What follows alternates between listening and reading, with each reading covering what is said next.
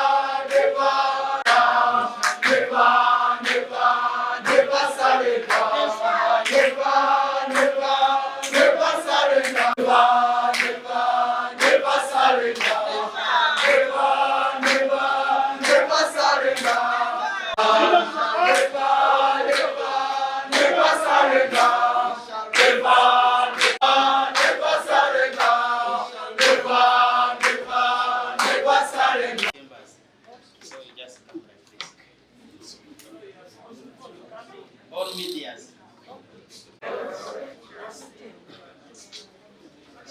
All medias, please. Let's do that one very fast.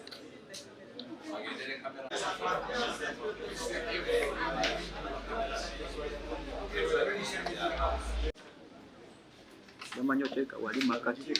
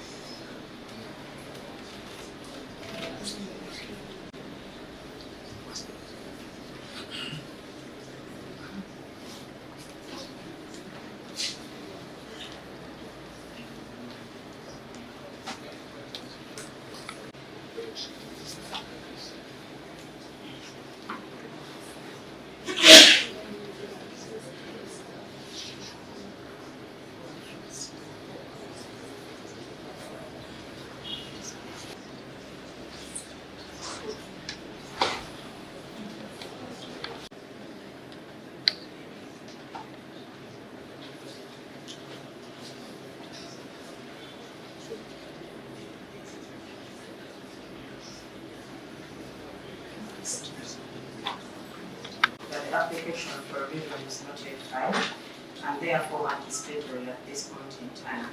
The normal procedure, as defense has put it, is to file at high court, which calls for the report.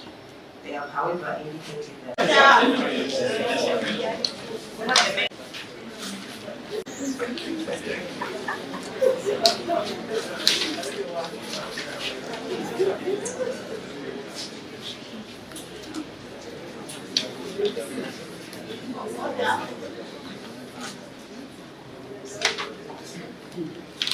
Representing Anti-Peninsula.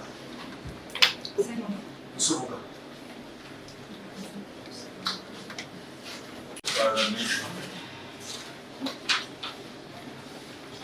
And inquired in the same as still growing. As such, you see an adjournment. Expedite those inquiries also.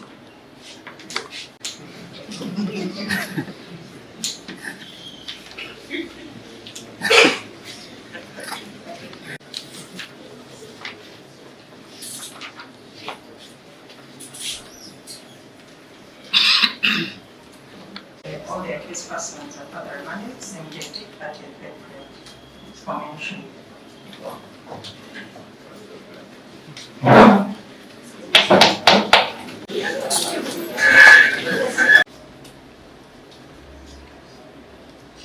He has alluded to that authority, actual authority. Whereas it would have been a very good authority if this matter was under trial. And I would entirely agree. Unfortunately, the facts are applicable to this matter. The authority, my senior colleague cited,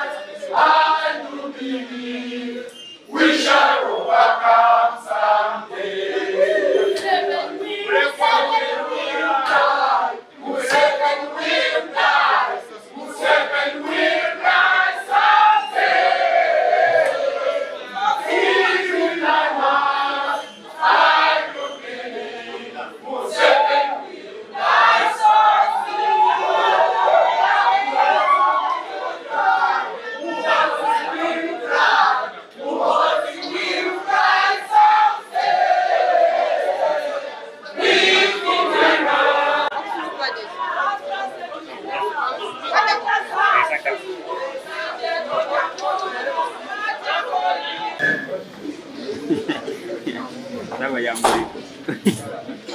Dawa ya mbuliko.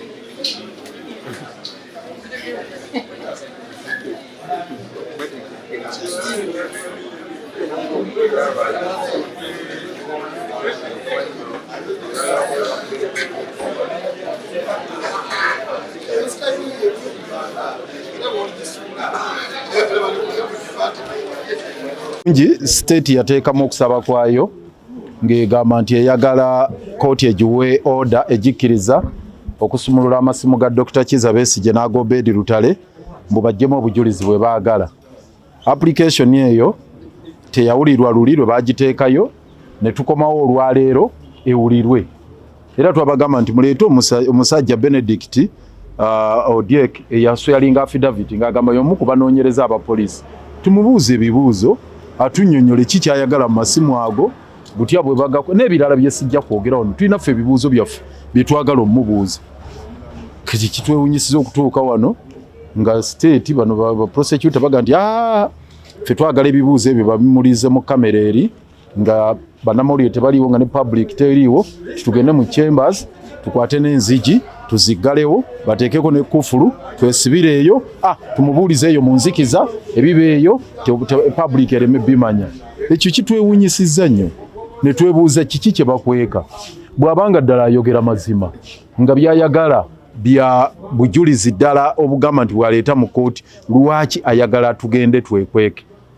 Ne tuwakanya okusaba kwabwe ensonga zaffe tuziwadde nga tugamba ffe twagala ayimirire mu kaguli wano witness stand annyonnyole tumubuuza akana n'akataano naye ate era muwulidde state yo ng'egamba nti nedda bo baagala bagende mu kamera. So kivuddemu omulamuzi nakkiriziganya ne state n'akola ruling ye n'aga nti okusinziira investigations zikyali ku stage esooka waliwo ndowooza ebintu bye baagala okukola nga byankiso babikolera eyo mu nkukutu mu chambers.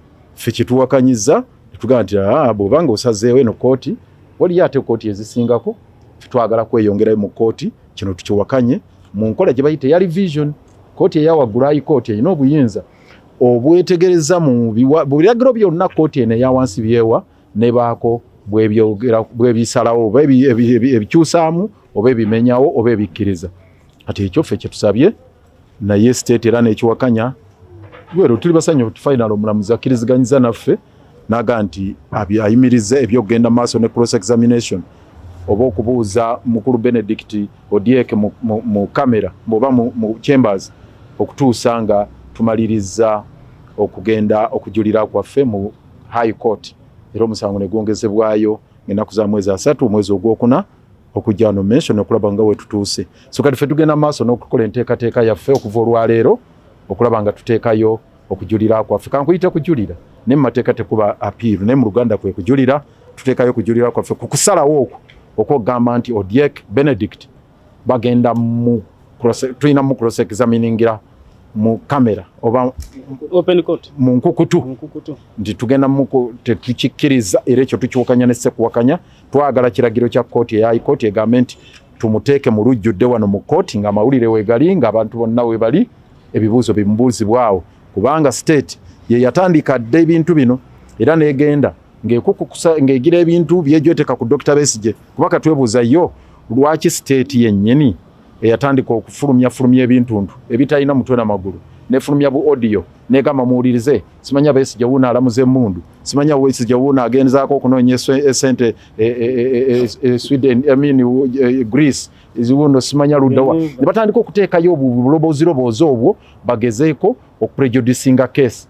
Kakati babuteekayo era mwalaba n'ennaku ezo nga bagerera n'ebigambo bingi abasajja nga bamwenda nga boogera ebigambo bingi. Oyo Besigye yali ayagala kutta Museveni, oyo Besigye ayina kino obujulizi buno obujulizi tubulina ne bademerako bonna bawulira obujulizi bakula yije bonna bagamba obujulizi tubulina.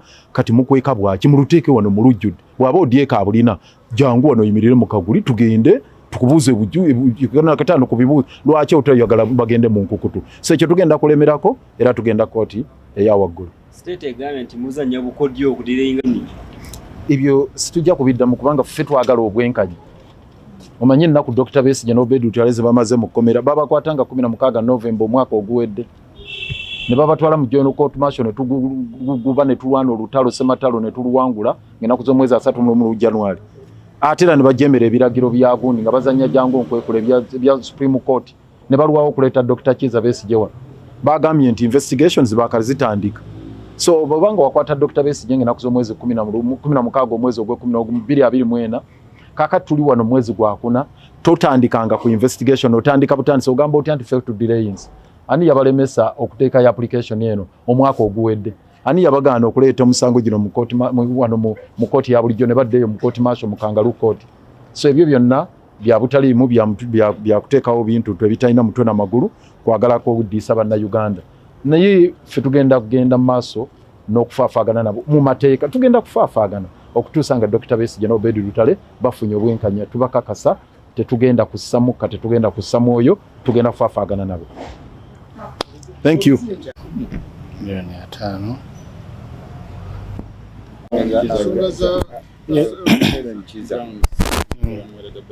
Ekisooka ku Helen Kizza nga ye tazirabanga nsonga ze kubanga abadde part of us nga tumurepresentinga application ya bail twagikola byonna betukoze na appeal ye nga tuli naye. The spirit ya decision yeyo etuyambye nnyo ffe nga bannamateeka tugisanyukidde kwabakwata munnamateeka bannayuganda abeesanze nga ekooti zeziteekawo ebintu ebibanyigiriza kuba mujjukire yakola ensonga omusango guno gubadde ku kooti eyagibwawo ey'abannamagye era okuba nti nno kooti yakola ensobi ekirala gwadde gwa bannayuganda ate abafuna bwenkanya naddala nga basabye bail. So tuli basanyufu okuba nti Aaron Kiiza bamutadde n'ekisinga okuba ekikulu nti ensala ya kooti eringa emaze byonna kubanga ekulaze nti appeal ya Aaron Kiiza erimu omulamwa kubanga ekooti eri byakola tebyali mu mateeka ng'ate ya appeal gye twalina.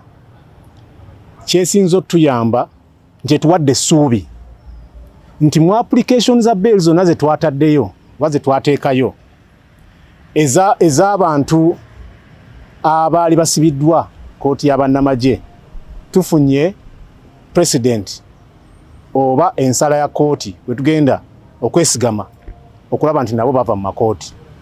Lyessuubi eri bannayuganda nti oyo omuntu yenna alina bano bemumanyi bamashete baani abalala bonna be tubadde tulwanirira abakyali mu makomera tufunye essuubi. Ekirala tufunye essuubi ne bail application ya retired Colonel Dr. Kizza Besigye kubanga era basis ya application ya bail mulimu engeri ensonga ze gye zakwatibwamu ekooti y'abannamagye. So omulamuzi Erubu kyakoze akikoledde abantu bonna bonna amutadde kakalu ka kooti ak'obukadde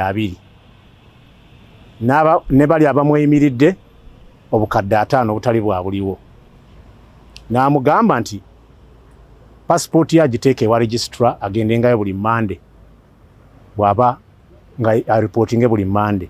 Obukakulizo si bwe bubadde obuzibu ennyo.